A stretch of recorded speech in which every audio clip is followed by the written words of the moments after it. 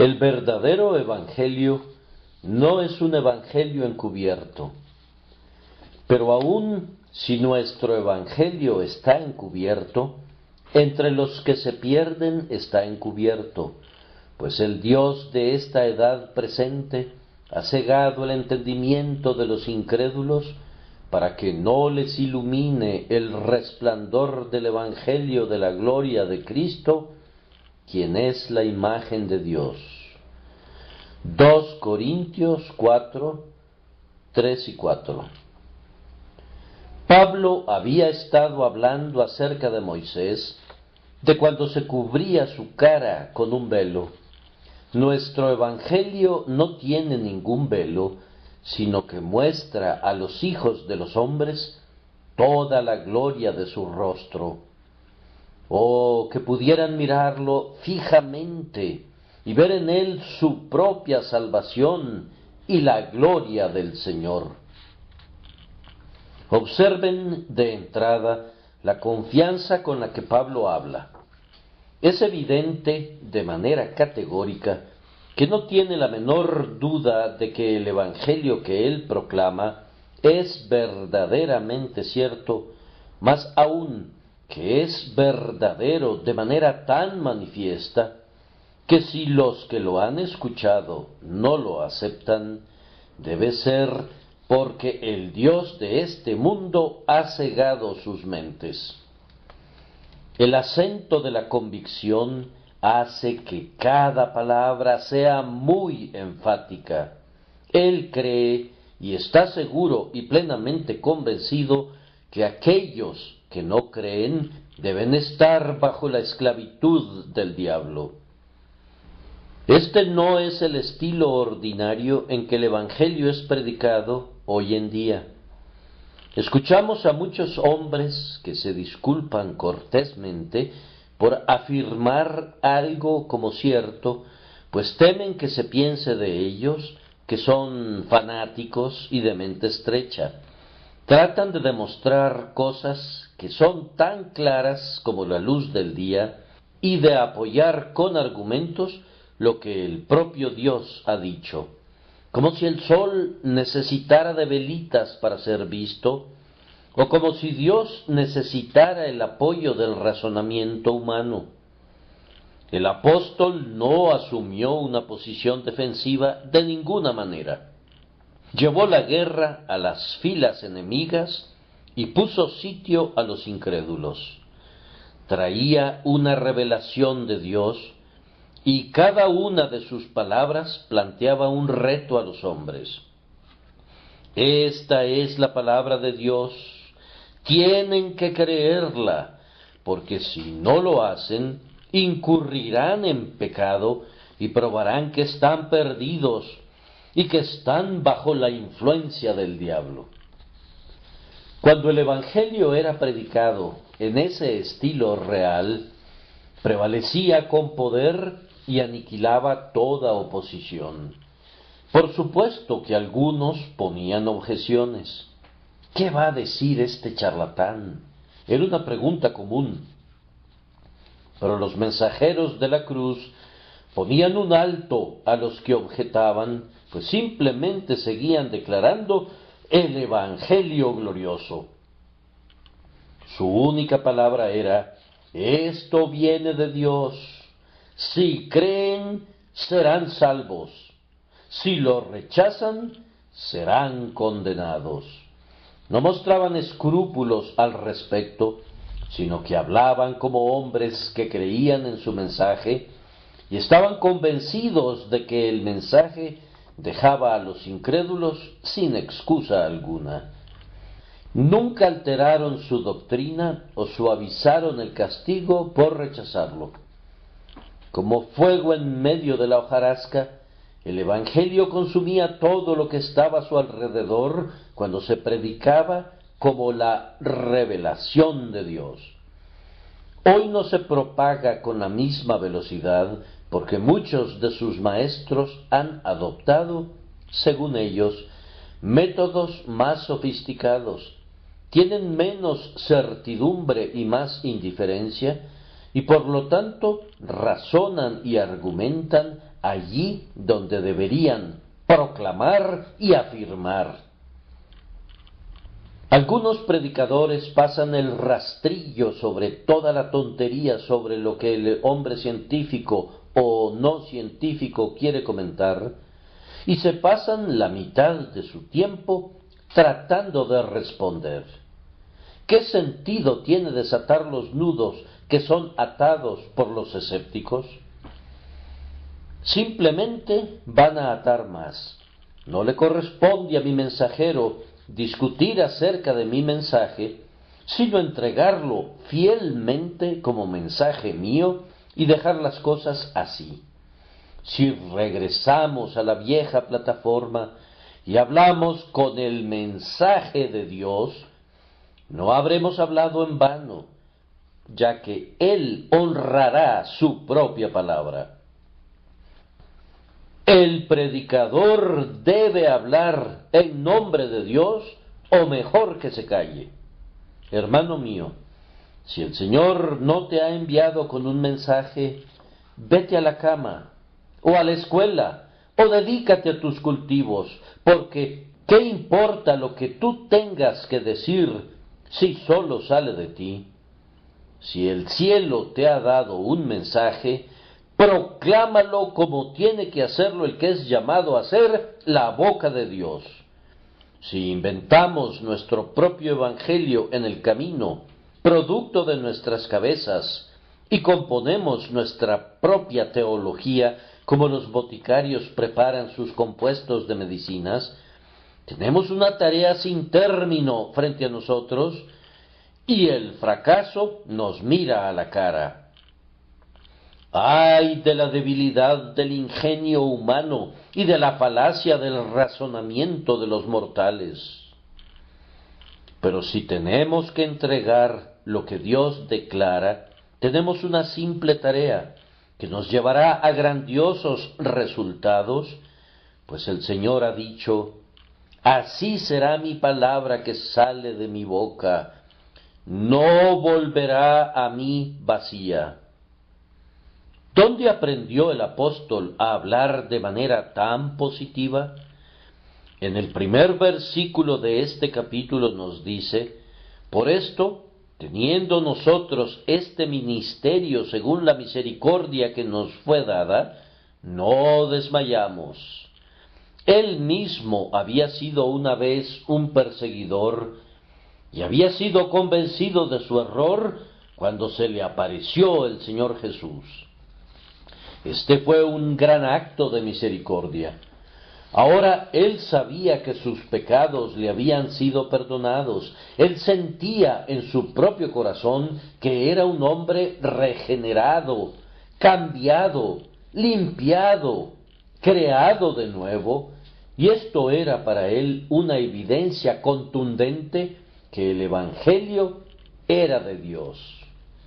Para él, de cualquier manera, el Evangelio era una verdad comprobada, que no necesitaba ninguna otra demostración que el efecto maravilloso que había ejercido sobre él. Habiendo recibido él mismo la misericordia, juzgaba que otros hombres también necesitaban esa misericordia igual que él, y que el mismo Evangelio que había traído luz y consuelo a su propia alma, les traería la salvación también a ellos. Esto le animaba para su trabajo. Esta conciencia que tenía le impulsaba a hablar como alguien que tiene autoridad. No dudaba en lo más mínimo, pues hablaba lo que había experimentado. Ah, amigos, nosotros no solamente entregamos un mensaje que creemos que es de Dios, sino que decimos lo que ha sido probado y comprobado dentro de nuestras propias almas. Para un predicador no convertido, debe ser un aprieto terrible, pues no tiene la evidencia de la verdad que proclama. Un hombre que no conoce el efecto del Evangelio en su propio corazón, debe soportar mucha ansiedad cuando predica el Evangelio. En realidad, ¿Qué sabe del Evangelio si nunca ha sentido su poder? Pero si ha sido convertido por su mediación, entonces tiene mucha confianza y no será perturbado por las preguntas y estratagemas de los que se le oponen. Su conciencia más íntima lo fortalece durante la predicación del mensaje. Nosotros debemos sentir también la influencia de la palabra para que podamos decir lo que conocemos y dar testimonio de lo que hemos visto. Habiendo recibido misericordia, no podemos sino hablar de esa misericordia positivamente, como una cosa que hemos probado y experimentado, y sabiendo que es de Dios quien nos ha dado la misericordia, no podemos sino hablar deseando ansiosamente que otros también puedan participar de la gracia divina. Ahora vamos a reflexionar sobre nuestro texto. Nuestra primera observación será: el Evangelio es en sí mismo una gloriosa luz, pues en el versículo 4, Pablo habla de la luz del Evangelio glorioso de Cristo. En segundo lugar, este Evangelio es en sí mismo comprensible y sencillo. En tercer lugar, si lo predicamos como debemos predicarlo, lo mantendremos comprensible y no lo mancharemos con sabiduría del mundo. Y en cuarto lugar, si es en sí mismo una gran luz, y si es en sí mismo claro, y si la predicación es clara, entonces, si los hombres no lo ven, es porque están perdidos. Es un signo fatal que los hombres no puedan percibir la luz del Evangelio de la gloria de Jesucristo. En primer lugar, pues, el Evangelio es en sí mismo una gloriosa luz. En innumerables lugares en el Nuevo Testamento es descrito de esa manera. Esta es la luz que ha venido al mundo, porque las tinieblas van pasando y la luz verdadera ya está alumbrando. Observen que esta luz revela la gloria de Cristo. Así lo traducen claramente las nuevas versiones de la Biblia: el resplandor del Evangelio de la gloria de Cristo. Los judíos tenían una forma diferente de expresarse que los griegos, y las traducciones antiguas, teñidas de la forma judía de ver las cosas, presentaban el versículo así: el Evangelio glorioso de Cristo. Pero si se toma directamente del griego, entonces la traducción es el resplandor del Evangelio de la gloria de Cristo. Ambas traducciones son válidas, pero la segunda transmite la idea de manera plena, con un sentido de frescura que es digna de tomarse en cuenta. El Evangelio revela la gloria de Cristo. Nos dice que Él es el eterno Hijo del Padre y que todas las cosas fueron hechas por medio de Él y que todas las cosas fueron creadas para Él y que por su causa continúan existiendo. Tomadas aisladamente, estas cosas pudieran no haber sido buenas noticias para nosotros, porque siempre es bueno que la criatura esté informada acerca de su Creador. Pero el Evangelio va más allá y nos revela que este siempre bendito Hijo del Altísimo vino a la tierra en su infinita misericordia, tomó nuestra naturaleza y nació en Belén y se convirtió en un hombre verdadero, así como era verdadero Dios. Esta era la primera nota del Evangelio y había tanto deleite en ella que motivó a cantar a todos los ángeles en el cielo, y los pastores que cuidaban los rebaños durante la noche escucharon los villancicos de la primera Navidad que brotaban del cielo de medianoche. Gloria a Dios en las alturas y en la tierra paz entre los hombres de buena voluntad.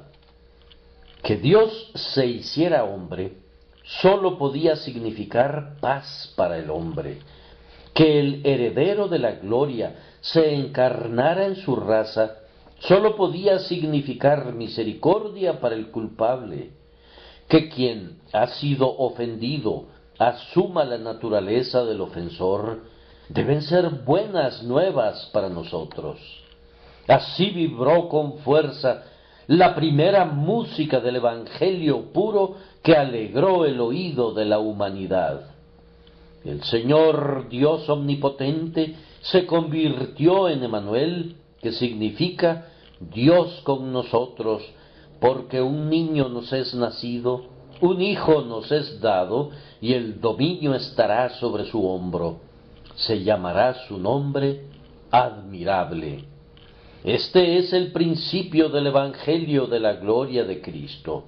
Él obtuvo una mayor gloria al despojarse de su divina gloria. Más aún, el Evangelio nos dice que este mismo Dios fuerte, Padre eterno, Príncipe de paz, habitó aquí entre los hombres, predicando y enseñando y haciendo milagros de misericordia sin igual en todas partes, mostrándose a sí mismo como el hermano del hombre, compasivo y tierno y manso, recibiendo aún a los más humildes del pueblo, inclinándose a los más pequeños de la raza humana. Está escrito: se acercaban a él todos los publicanos y pecadores para oírle. Y de nuevo tomó a los niños en sus brazos y los bendijo y dijo: dejad a los niños venir a mí y no les impidáis. Hubo una buena nueva acerca de todo lo que él hizo, y una gloria que los hombres que son puros de corazón ven y admiran. Su vida fue una buena nueva, era algo nuevo y lleno de gozo, que Dios habitara entre los hombres y que fuera hallado en condición de hombre. El Dios que odia el pecado y cuya ira se enciende contra la iniquidad, habitó entre los pecadores y vio y palpó sus perversos caminos y rogó por ellos: Padre, perdónalos. Su gloria consistía en ser tan paciente, tan manso, tan abnegado, a la vez que era justo y verdadero. Con toda propiedad, dijo Juan, y el Verbo se hizo carne y habitó entre nosotros, y contemplamos su gloria, como la gloria del unigénito del Padre, lleno de gracia y de verdad. Pero la campana mayor del Evangelio, que suena con la más clara nota, es que este Hijo de Dios, en el cumplimiento del tiempo, se entregó a sí mismo por nuestros pecados, haciendo la ofrenda de toda su naturaleza humana como una propiciación por la culpa de los hombres. Aquí hay una gloria suprema de amor. ¡Qué espectáculo era verlo en el huerto, oprimido con toda nuestra carga de culpa, hasta que el sudor de sangre se hizo manifiesto en él! Verlo soportando ese tremendo peso en el madero, y allí, colgado en medio de agonías de muerte, aguantando el abandono de su padre, con todas las densas nubes de tinieblas como su consecuencia, muriendo él, el justo por los injustos, para llevarnos a Dios.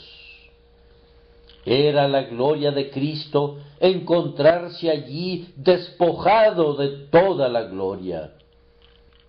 Y este es el Evangelio que predicamos, el Evangelio de la sustitución, que Jesús tomó el lugar del pecador y pagó por el pecador lo que se le debía a la ley de Dios por causa de la transgresión del hombre.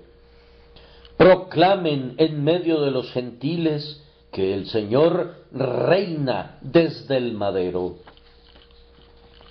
Despliega la bandera, déjala que ondee hacia el cielo y hacia el mar, en lo alto y a lo ancho. Nuestra gloria solo en la cruz, nuestra esperanza el crucificado. El hombre no podría recibir nuevas de mayor gozo que las que le avisan que el Dios encarnado ha cargado con los pecados del hombre y ha muerto en su lugar.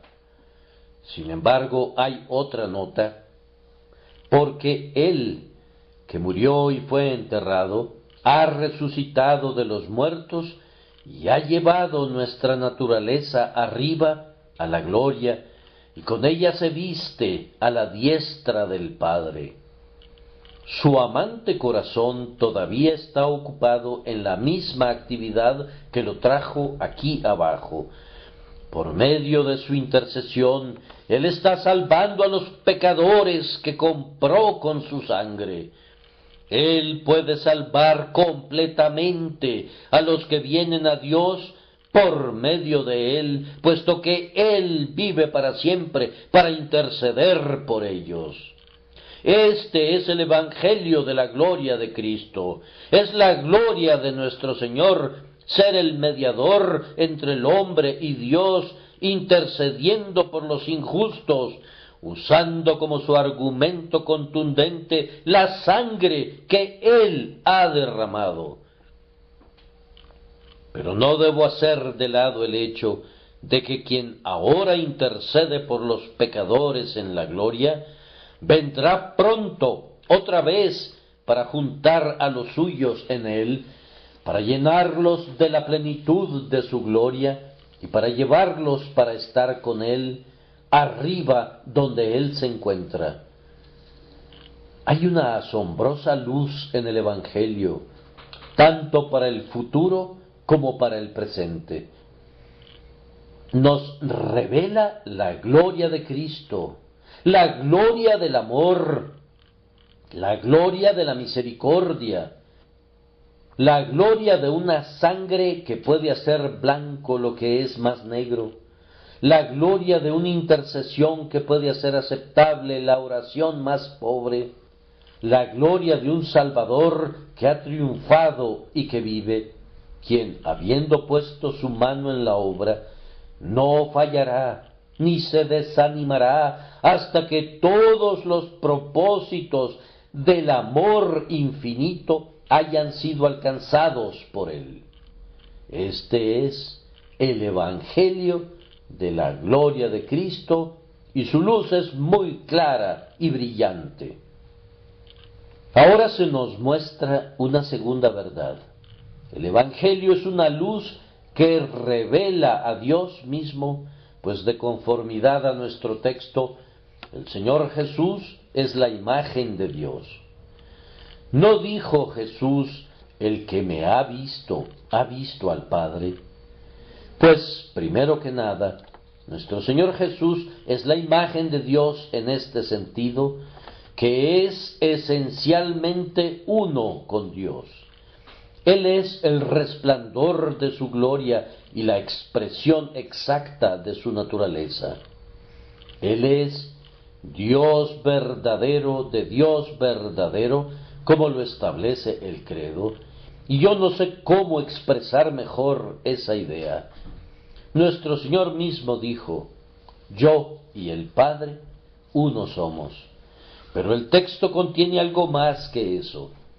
Cristo es la imagen de Dios en el sentido que nos muestra lo que Dios es. Si conocen el carácter de Jesús, conocen el carácter de Dios. Dios mismo es invisible y no puede ser visto por el ojo de ningún mortal, ni puede ser comprendido por una mente finita. De hecho, no puede ser conocido verdaderamente de ninguna manera, excepto por la enseñanza del Espíritu Santo. Pero todo lo que puede conocerse de Dios está claramente escrito con letras mayúsculas en la persona de Jesús. ¿Qué más alto concepto de Dios pueden tener? Aun aquellos que han negado la divinidad de nuestro Señor, lo han admirado por su carácter sin igual. Lean el relato de su vida y traten de mejorar esa vida. Pueden indicar algo que debe quedar fuera o algo que deba ser agregado. Él es Dios y en Él vemos a Dios en la medida que podemos discernir a ese Padre sin igual de nuestros espíritus. De tal manera que el Evangelio está lleno de luz y revela, en primer lugar, al mediador y después al Señor Dios mismo. Ahora, queridos amigos, este Evangelio de la gloria de Cristo es realmente luz para nosotros, es decir, trae con él todo lo que la metáfora de la luz conlleva. Primero que nada, trae iluminación. Es una iluminación del alma, que te conozcan a ti, el único Dios verdadero, y a Jesucristo, a quien tú has enviado. Es luz para el entendimiento, porque puede ver que el unigénito ha revelado al Padre. El hombre busca a Dios si de alguna manera, aun a tientas, palpase y le hallase, y el gentil se tropieza aquí y allá, andando a tientas en su ceguera. Posiblemente el mundo estaba más cerca de la verdad cuando lo llamó el Dios desconocido. Cuando la sabiduría de este mundo comenzó alguna vez a definir y a describir a la divinidad, entonces mostró su propia insensatez. El mundo no ha conocido a Dios mediante la sabiduría, pero en la persona del Señor Jesús tenemos la verdadera representación, la imagen y representación de la divinidad. No se puede decir de los verdaderos cristianos: vosotros adoráis lo que no sabéis, porque nosotros sabemos lo que adoramos. Cada uno de nosotros puede afirmar: porque yo sé a quién he creído. No tenemos ninguna duda acerca de quién es nuestro Dios o lo que es. Hay un conocimiento dado a los hombres mediante el Evangelio que genera la luz del día en el entendimiento. Pero también es luz en otro sentido, es decir, en el sentido de consuelo. Cuando un hombre ve a Dios en Jesucristo, no puede ser infeliz. ¿Estaba ese hombre cargado de pecados? Cuando ve a Jesucristo cargando al pecado en su propio cuerpo sobre el madero y cree en él, en ese momento es liberado de su carga. Cuando se agita bajo los cuidados y las pruebas de la vida y por medio de la fe mira a Jesús que padeció sufrimientos infinitamente mayores, entonces es liberado del aguijón de la aflicción. Le tiene miedo a la muerte cuando oye que Jesús dice: yo soy la resurrección y la vida, entonces aprenderá a desear más bien que a temer a la muerte. ¿Le preocupa el porvenir? ¿Se cierne sobre él oscuramente el terrible futuro? Cuando oye que Jesús dice: yo soy el que vive, estuve muerto, y he aquí que vivo por los siglos de los siglos, y tengo las llaves de la muerte y del Hades. Nunca más tendrá miedo del mundo separado de los espíritus, del cual Cristo tiene la llave, ni temblará ante el incendio que arrasa con el mundo, ni la ruina de la creación, porque se sostiene en Él, que ha dicho: porque yo vivo, también vosotros viviréis. Nunca brilló una luz igual sobre los hijos de los hombres. Esta eterna verdad no tiene rival, ni como instrucción, ni como consuelo. Un arcángel no podría decirte el gozo que este Evangelio de la gloria de Cristo ha dado a los hijos y a las hijas de la aflicción. A donde llega, libera a la mente cautiva y quita los dolores del remordimiento. Cuando se le contempla, los ojos llenos de lágrimas son iluminados hasta que brillan de gozo. Oh, el gozo inefable de que Cristo sea nuestro Salvador y que el Dios glorioso sea nuestro Padre. Ahora damos un paso adelante y observamos que este Evangelio es en sí mismo muy comprensible y sencillo. El Evangelio no contiene nada que pueda dejar perplejo a nadie, a menos que quiera voluntariamente quedar perplejo. No hay nada en el Evangelio que un hombre no pueda captar si desea entenderlo. Todo es muy sencillo para el hombre que somete su entendimiento a Dios. Siempre que recibo un libro cuyo contenido me cuesta mucho entender, me gustaría enviarlo de regreso a su autor y pedirle que lo escriba de nuevo, porque estoy seguro de que él mismo no está claro de su contenido. De lo contrario, fácilmente podría hacerme saber lo que quiso decir. Un hombre no domina adecuadamente un tema mientras no pueda comunicar sus pensamientos sobre ese tema, de tal manera que las personas de inteligencia ordinaria puedan enterarse de lo que el autor trata. Ahora, el Señor tiene en su mente un plan de salvación claramente definido para los hombres y lo ha expresado sin ninguna ambigüedad. A ciertos teólogos les gusta predicar un evangelio incomprensible, puesto que esto les da un aire de sabiduría ante el juicio de los necios. Algunos de los que escuchan prefieren sermones que no pueden entender. Para ellos lo difícil y lo intrincado es como la esencia y lo medular. Una vez escuché que alguien dijo que le gustaba un poco de cartílago en los sermones o un hueso para probar la fortaleza de sus dientes. Podríamos fácilmente darles gusto a tales amigos, pero no vemos ninguna autoridad en las Escrituras para satisfacer tales gustos. Yo me esmero en quitar las semillas de la fruta antes de preparar la comida.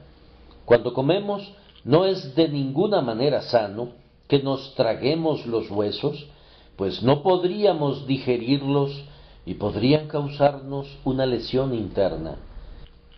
Las almas necesitan alimento espiritual, no más problemas ni acertijos.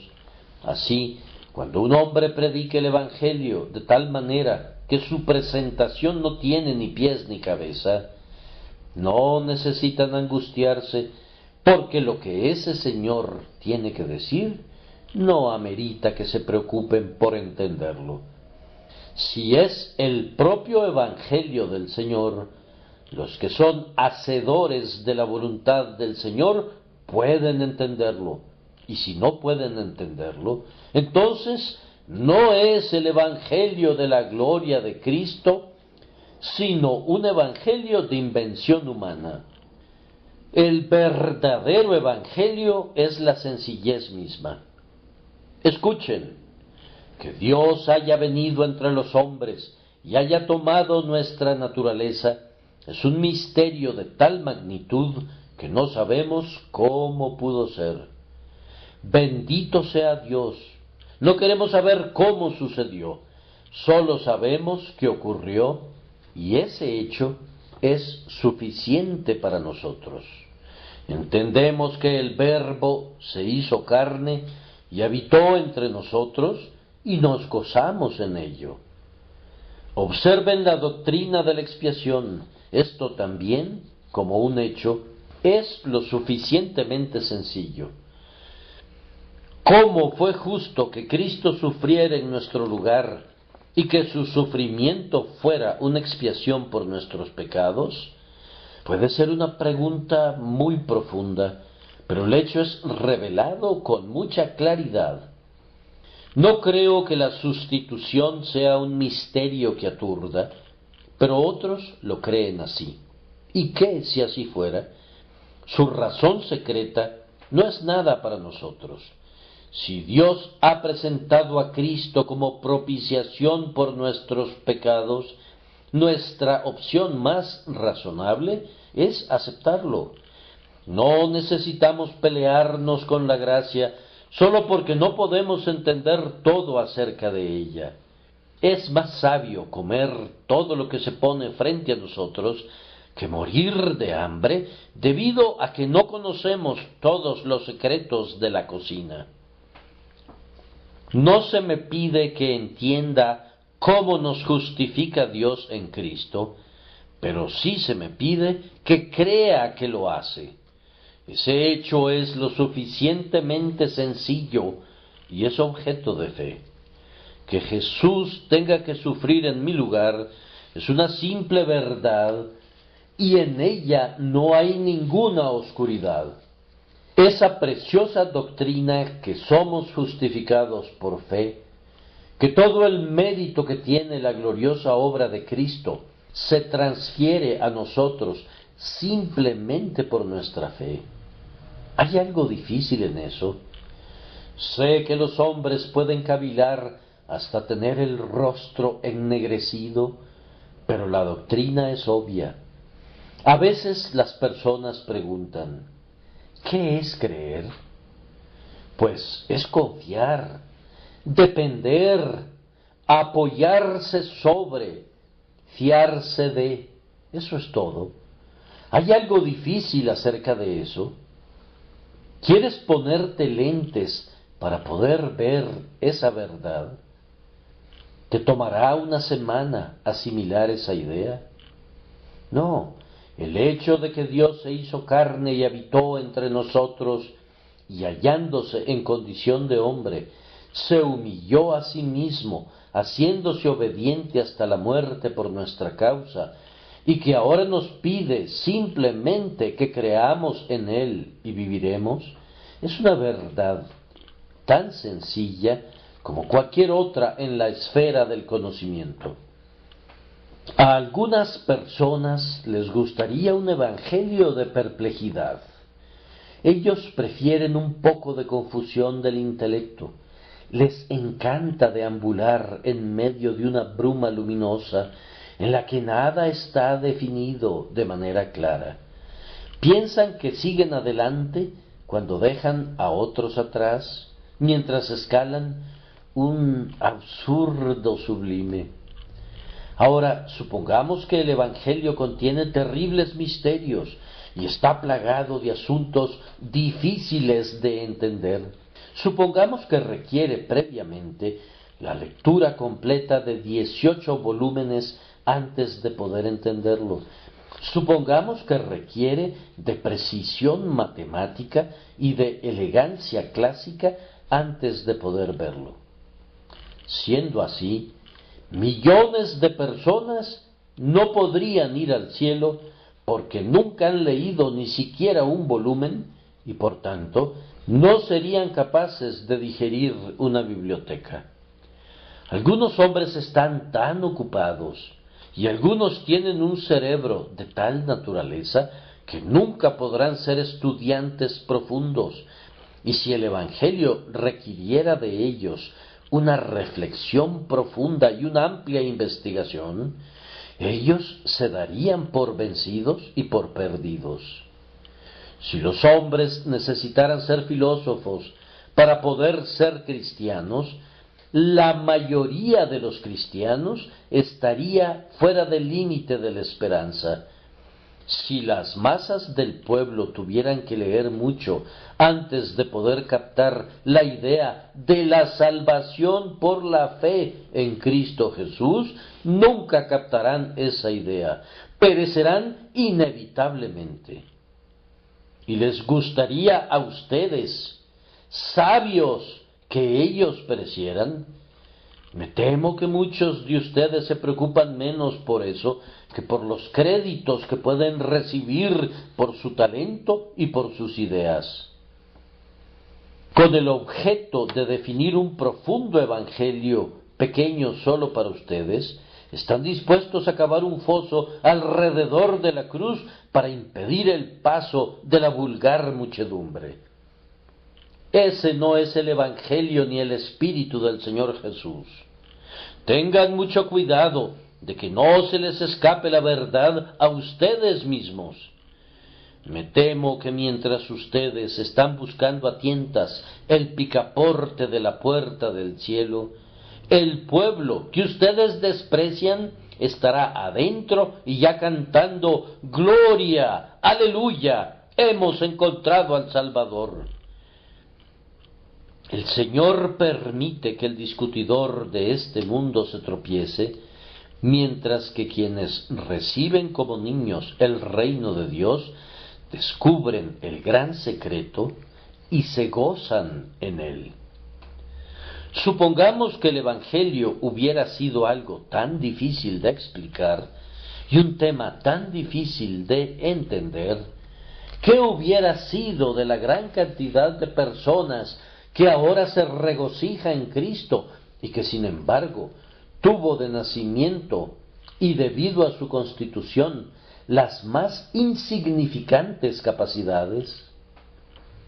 Es maravilloso ver cómo alguien apenas por encima de la capacidad de un idiota puede comprender el Evangelio. Es una bendición que así sea. He escuchado acerca de un pobre muchacho a quien sus maestros habían estado instruyendo por años y un día le dijeron: «Bien, Santiago, dinos, ¿tienes un alma?» «No, no tengo alma». Sus maestros creyeron que habían desperdiciado su tiempo, pero cambiaron de opinión cuando él agregó: «Yo tuve un alma una vez y la perdí, y Jesucristo vino y la encontró, y yo dejé que Él se quedara con ella». Ese es un mejor evangelio que el que recibimos de muchos teólogos refinados. Santiago tenía todo el tema en sus manos. Cristo había encontrado su alma y Él se le estaba guardando. Él, que no fallará en guardar lo que hemos entregado en sus manos. Aplaudimos de gozo porque el Evangelio revela el camino directo del hombre al cielo y hace sabio para la salvación al más analfabeta. El pastorcito de la llanura de Salisbury puede entender el Evangelio de la misma manera que el obispo de la catedral de Salisbury, y la hija del lechero puede sentir su poder tan plenamente como una princesa. Supongamos que el Evangelio fuera difícil de entender. ¿Qué haríamos en nuestro lecho de muerte?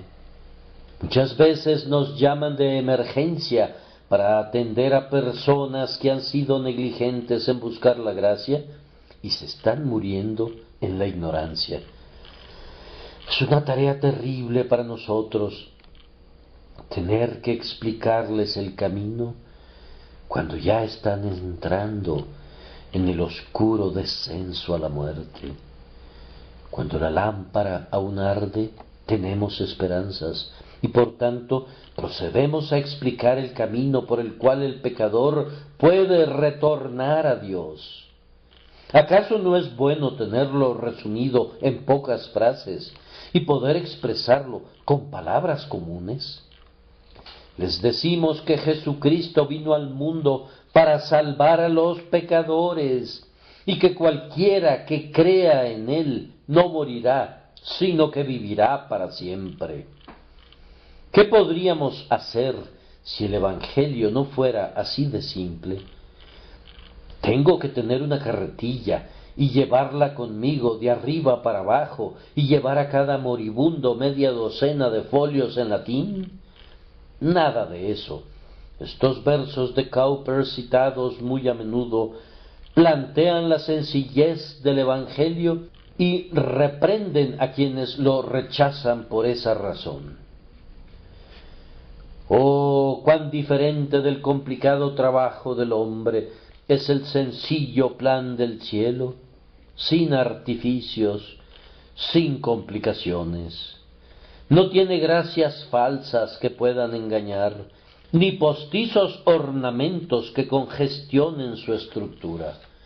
Libre de ostentación y de debilidad, se extiende como la bóveda celeste que contemplamos, majestuoso en su propia sencillez. Inscritas arriba del portal a lo lejos, destacan como el brillo de una estrella, legibles sólo con la propia luz que dan, las palabras que dan vida. Cree y vive. Muchos, ofendidos por lo que les debía agradar, desprecian la dirección sencilla y así están perdidos. El cielo así descrito, claman con orgulloso desdén, increíble, imposible y sin sentido. Se rebelan porque es muy fácil obedecerlo y se burlan por gusto del camino lleno de gracia. En tercer lugar, si lo predicamos como debemos predicarlo, lo mantendremos comprensible. Pablo dijo expresamente: así que, teniendo tal esperanza, actuamos con mucha confianza. Y dijo también: ni mi mensaje ni mi predicación fueron con palabras persuasivas de sabiduría, sino con demostración del Espíritu y de poder. El apóstol Pablo era un pensador profundo, un hombre de un gran discernimiento y de una mente sutil. Tenía tal estructura mental que pudo haber sido un filósofo de primer rango, o un místico de las más profundas tinieblas. Pero él fue en contra de su inclinación natural y dedicó todas sus energías a explicar el Evangelio. Requirió una renuncia sublime de su parte, dejar a un lado toda su lógica entre todas las demás cosas que consideró como pérdida para Cristo, puesto que dice: porque me propuse no saber nada entre vosotros, sino a Jesucristo y a Él crucificado. Él se propuso, tenía la determinación, tenía el convencimiento de hacerlo, o no lo habría logrado. Él es el hombre que escribió algunas de las cosas más difíciles de entender, según lo menciona Pedro, pero cuando se trataba del Evangelio, únicamente lo presentaba de manera muy sencilla. Era tierno con ellos, como una nodriza con su niño, y se hizo a sí mismo instructor de bebés, entregando la palabra con la sencillez que los niños requieren. El verdadero hombre de Dios no le pondrá al Evangelio el velo de ritos ni de ceremonias. Observa a los que hacen esto y evítalos. Vemos en algunas iglesias al sacerdote con qué reverencia camina hacia la derecha o hacia la izquierda, con sus manos enlazadas, repitiendo frases en latín desconocidas para el pueblo. Él da vueltas, hace una reverencia y vuelve a dar vueltas. Por momentos vemos su rostro y luego vemos su espalda. Supongo que todo eso tiene por fin la edificación. Pero yo, pobre criatura, no puedo encontrar la menor instrucción en ello, ni, hasta donde sé, ninguna de las personas que miran pueden hacerlo. ¿Cuál es el significado de los monaguillos vestidos con túnicas elegantes, echando tanto humo? ¿Y qué significan esas flores y esas imágenes en el altar?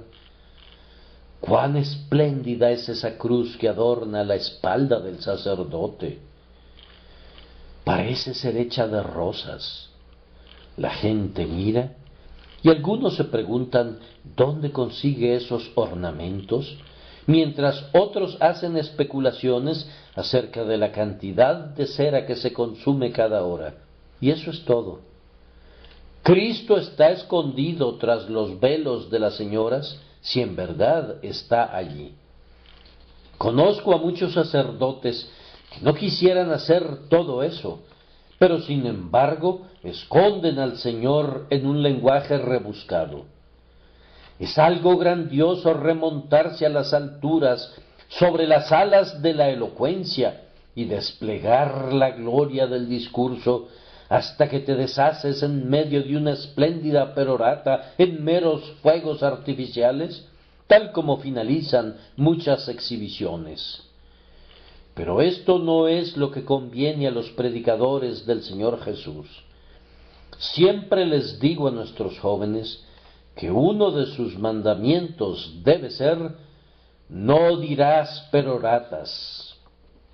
Intentar usar un lenguaje diferente al lenguaje sencillo cuando predicamos la salvación es abandonar nuestro propio trabajo. Nuestra única obligación es explicar el Evangelio de manera sencilla. Nuestro negocio es el alimento, no las flores. Que los ornamentos llamativos queden para el teatro o para el bar, donde los hombres buscan distraerse o donde debaten para ganar algo. O dejemos que todas estas pobres tonterías queden para el Senado, lugar donde los hombres defienden causas o denuncian de acuerdo a lo que convenga a su partido. No nos toca a nosotros convertir el peor argumento en el mejor, ni esconder la verdad bajo montañas de palabras. En lo que a nosotros toca, debemos escondernos detrás de la cruz y hacer saber a los hombres que Jesucristo vino para salvar a los perdidos, y que si creen en Él, serán salvos de manera inmediata y para siempre. Si no les hacemos saber esto, entonces no habremos dado en el blanco, sin importar la manera grandiosa en que nos hayamos comportado. ¿Qué? ¿Habríamos de convertirnos en acróbatas de palabras o malabaristas que hacen maravillas? Así, Dios es insultado, su evangelio es degradado y las almas son abandonadas a su perdición. Quisiera decir algo más bien personal en este momento y luego pasar a otro punto. Yo puedo decir con el apóstol: actuamos con mucha confianza y por tanto, si el evangelio que he predicado está encubierto, yo no le he puesto el velo. He usado palabras comunes cuando he creído que se entenderían mejor, y he dicho todo tipo de historias sencillas cuando he considerado que me servirían para dar a conocer el evangelio. Nunca he usado palabras rebuscadas cuando he podido evitarlo. Mi único deseo ha sido llegar a sus conciencias y ganar sus corazones, manifestándoles la verdad. Si no ven la luz, no es porque yo la haya escondido. Con este punto terminamos. Si los hombres no lo ven, es porque están perdidos. Pero aun si nuestro evangelio está encubierto, entre los que se pierden está encubierto. El Dios de este mundo ha cegado sus ojos incrédulos para que no brille sobre ellos la luz del glorioso evangelio de Cristo. No creer, no entender, no apreciar y no aceptar el evangelio es un signo de muerte. Quiero decir esto de la manera más sencilla a todos los que dicen que no han recibido el Evangelio, ya que no pueden entenderlo y no ven nada notable en él. Si han escuchado el Evangelio predicado de manera sencilla, es tan sencillo en sí mismo que si está escondido de sus ojos es porque todavía están corroídos por la amargura y atados con los lazos de la iniquidad. Quienes reciben el Evangelio son salvos. La fe es la garantía de la salvación. Si creen que Jesús es el Cristo, son nacidos de Dios. Si lo han aceptado a Él como su Salvador, a quien Dios ha elegido como tal, entonces ustedes son salvos. Pero si ustedes dicen, no, no puedo verlo, entonces sus ojos no pueden ver y están perdidos. El sol es lo suficientemente brillante, pero quienes no poseen la vista no pueden verlo. Dicen ustedes, no puedo recibir el Evangelio, necesito algo más difícil. A causa del orgullo pecaminoso, su juicio se pervierte y su corazón se endurece. Mientras estén entre los incrédulos, ustedes están todavía entre los que se van a perder, y el Dios de este mundo les ha vendado sus ojos. Oh Espíritu de Dios, convence a los hombres de este pecado que consiste en no creer en Jesucristo. Yo no tengo capacidad de hacerlo, pero, te suplico que tú lo hagas. Que nuestro texto, como una aguda espada, haga un corte profundo y llegue hasta la conciencia. Que esta verdad penetre hasta partir las coyunturas y los tuétanos y discierna los pensamientos y las intenciones de sus corazones. De acuerdo al texto, el que no cree en Jesucristo es un hombre perdido. Dios te ha perdido. No eres su siervo. La iglesia te ha perdido. Tú no trabajas para la verdad. El mundo te ha perdido realmente. No produces ningún servicio permanente para él. Tú te has perdido a ti mismo del derecho del gozo del cielo. Tú estás perdido, perdido, perdido, como el hijo pródigo cuando estaba lejos de la casa de su padre, y como la oveja perdida cuando se separó de su rebaño. No es solamente que te vas a perder, sino que estás perdido, pues el que no cree ya ha sido condenado, porque no ha creído en el nombre del unigénito Hijo de Dios. Graba esas 4 palabras en tu conciencia: ya ha sido condenado, perdido aún ahora. Estás pereciendo, es decir, gradualmente estás entrando en esa condición en la cual vas a vivir para siempre, como quien ha muerto ante Dios y que se ha convertido en alguien completamente inútil y muerto. Es una verdad sobrecogedora que esto se comprueba por medio del hecho que no entiendes el Evangelio, o que si lo entiendes, no lo valoras. No ves ni belleza ni gloria en él. O si lo aprecias en cierta medida y ves alguna gloria en él, sin embargo, nunca ha provocado tu afecto o ha atraído tu corazón hacia su gran persona. En una palabra, no has llegado a confiar en Jesús. Él es el único en quien puedes confiar, y sin embargo, lo rechazas. Es la cosa más sencilla del mundo, confiar en Cristo, y sin embargo no quieres hacer eso que es tan sencillo. Debes confiar en Él de inmediato, no te demores para hacerlo, y sin embargo lo has pospuesto por años. Si la fe trae la salvación, ¿por qué no obtener la salvación? ¿Por qué permanecer todavía en la incredulidad, sin creer la más gloriosa verdad que Dios ha revelado al hombre, sin creer en eso que te atreves a negar? Oh, qué terrible condición es esa, permanecer voluntariamente en la oscuridad, cerrando tus ojos a la luz. Ciertamente estás perdido. El apóstol explica cómo termina un hombre en esa condición. Nos dice que Satanás, el Dios de este mundo, ha cegado su mente.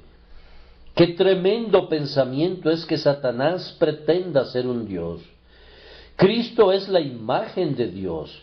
Satanás pretende imitar a Dios, él remeda a Dios y tiene un poder usurpado sobre las mentes y los pensamientos de los hombres.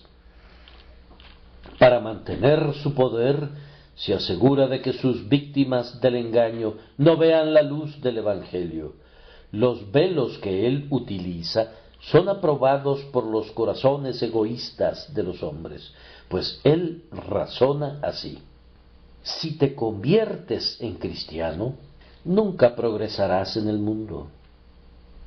Tapa cada uno de tus ojos con una moneda de oro, y entonces no puedes ver a pesar de que el sol brilla con la intensidad del mediodía. El orgullo ata una banda de seda alrededor de tus ojos, y así, nuevamente, la luz no puede pasar. Satanás susurra: si te vuelves cristiano, se van a burlar de ti. Así aísla a su víctima por temor al ridículo. Tiene muchos mecanismos ingeniosos mediante los cuales pervierte el juicio de los hombres hasta que les impide ver lo que es totalmente evidente y no pueden creer lo que es incuestionable. Hace que ganar el cielo parezca algo que no es digno de considerarse cuando se compara con la pequeña pérdida que la religión puede implicar. Le oculta al alma la bendición del pecado perdonado, la adopción en la familia de Dios y la certeza de la gloria eterna, echando polvo en sus ojos para que el alma no pueda mirar verdaderamente las cosas. ¿Qué puedo decir para terminar sino esto? ¿Hay algunos perdidos entre ustedes? Según la explicación del texto, todos ustedes son aquellos para quienes el Evangelio está encubierto. Bien, pero gracias a Dios, ustedes pueden ser hallados todavía. Hoy están perdidos, pero no tienen que estar perdidos mañana. Están perdidos mientras oyen este sermón, pero pueden ser hallados al terminar esta predicación. El buen pastor ha salido a buscar a la oveja perdida. ¿Sientes algún anhelo por él? ¿Algún deseo de regresar a él? Entonces, míralo con una mirada de confianza. No estás perdido si miras de esa manera, ni nunca lo estarás. El que cree en Jesús es salvo, y es salvo eternamente. ¿Tiene alguno de ustedes los ojos vendados? Tus ojos están vendados si el Evangelio está encubierto para ti, de tal forma que no ves su claridad. Pero no tienes que permanecer en la oscuridad. Hay uno aquí hoy que da vista a los ojos que no ven. Clama a él como lo hicieron los dos ciegos: ten misericordia de nosotros, Hijo de David. Ten misericordia de nosotros, Hijo de David. El Mesías vino precisamente para dar vista a los ciegos. Era parte de su misión cuando vino de la gloria del Padre. Él te puede dar la vista a ti. Búscala. ¿Es el Dios de este mundo tu Señor? Así debe ser si no puedes ver la gloria del Evangelio, pero no tiene que seguir siendo tu Dios. Pido en oración al Espíritu Santo que te ayude a destronar a este intruso. ¿Por qué tienes que adorarlo? ¿Qué bien te ha hecho alguna vez? ¿Qué elemento hay en su carácter que lo haga digno de ser tu Dios? Rompe el yugo, rompe las cadenas que te mantienen en su esclavitud. El verdadero Dios se ha encarnado para liberarte y para destruir todas las obras del diablo.